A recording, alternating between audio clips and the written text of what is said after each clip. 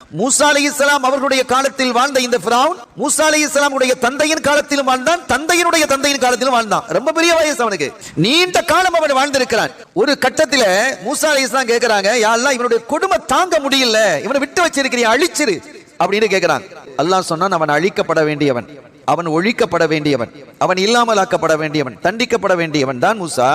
நீண்ட காலம் அவனுக்கு கொடுத்திருக்கிறேன், அவன் திருந்தல்ல, ஒரே ஒரு காரணத்திற்காக நான் அவனை விட்டு வச்சிருக்கிறேன். என்ன காரணம் ரப்பேன்னு மூசா அலைஹிஸ்ஸலாம் கேட்கிறாங்க.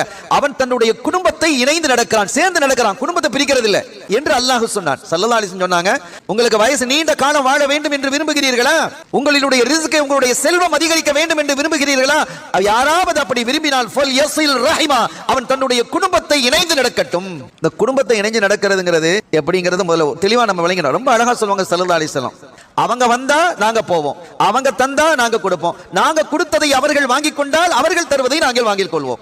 இது பிசினஸ் இல்லையா, இது ஒரு வியாபாரம், ஒன்னு கொடுத்து ஒன்ன வாங்குறது. எவ்வளவு அழகா சொல்றாங்க. அப்படி இருக்க கூடாது. அவர்கள் தரவில்லை என்றாலும் நீங்கள் கொடுங்கள், அவர்கள் அழைக்கவில்லை என்றாலும் நீங்கள் போங்கள், அவர்கள் உங்களை ஏசினாலும் அவர்களை நீங்கள் வாழ்த்துங்கள், அவர்கள் உங்களுடைய வீட்டுக்கு வர முடியாது என்று சொன்னாலும் நீங்கள் அவர்கள் அழைக்காத போது அவங்க வீட்டுக்கு போங்கிறாங்க. நமக்கு உத்தரவிடுவது ஸல்லல்லாஹு அலைஹி வஸல்லம். கேட்கணும், நம்முடைய பயணம் என்பது ஆகிரத்தை நோக்கி, சூனத்தை நோக்கி, ஜன்னத்தை நோக்கி இருக்கணும்.